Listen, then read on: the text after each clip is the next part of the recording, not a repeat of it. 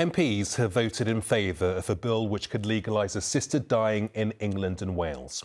The legislation now progresses on to the House of Lords for consideration. If it's passed, it would mean anyone who is terminally ill and with 6 months or less to live could be allowed an assisted death if doctors and others allow it.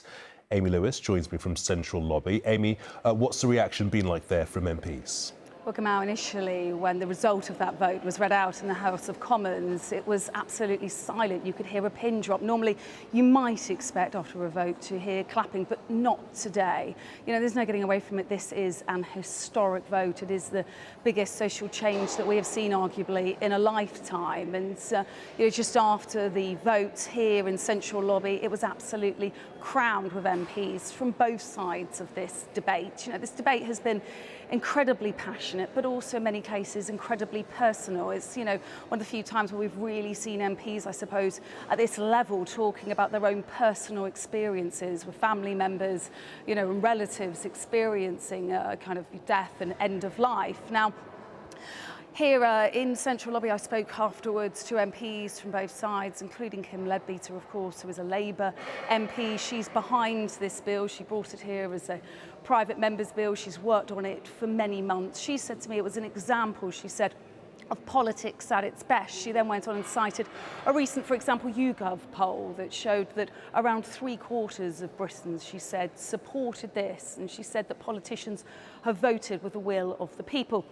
But then, of course, there are those who are against it. The opponents, I spoke to some who felt that they needed more protection, this bill, with regards to safeguarding. They feel if it does go on and become law, which of course now it is expected to do once it's been through the House of Lords, that they feel that it could face lots of challenges in the courts. And just to give you an idea of how split the House has been on this, you only have to look at the Cabinet, which was split really in half. You have on one hand Sir Keir Starmer, the Prime Minister, who voted in favour of it, and yet his deputy, Angela Rayner, voted against it. Now, if we just recap the vote, 55 MPs, there was a majority of back in November when MPs last voted on this, but today it was split, it was 23.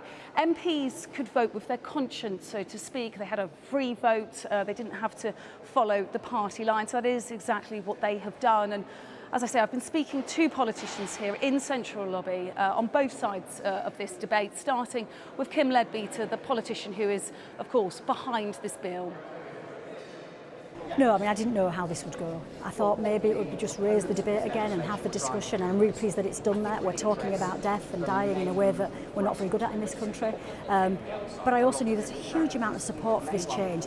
The public polling on this issue has been consistent for decades. There was a poll out just this week, 75% of the public support a change in the law. Certainly everywhere I've been in these months, people have come up to me and said, thank you for doing this. Often they'll have a story about losing a loved one, or just they'll make the point that I would just like the choice.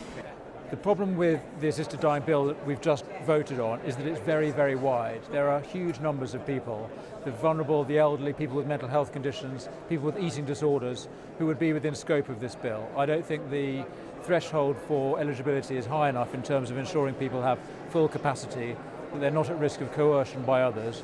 You'd be allowed to get an assisted death simply because you feel a burden and you want to save your family money. That would be acceptable under this bill.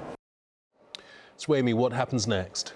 We'll come out, the parliamentary process will be, of course, it's just been voted on here in the House of Commons. Now it moves across the corridor from in the House of Lords, so that's the next stage. They will get to vote on it. Kim Lebbiter, the MP we just heard from there behind the bill, of course, who clearly believes that it will now go through and become law. She says, elected members have voted for it, the people want it, and she is confident that it will become law. But opponents have told me that they hope that it is heavily scrutinised in the House of Lords and that amendments are made to it. But there is no getting away from it. This is an historic day. We haven't seen a vote this significant here at the House of Commons for a very long time. Amy, many thanks indeed.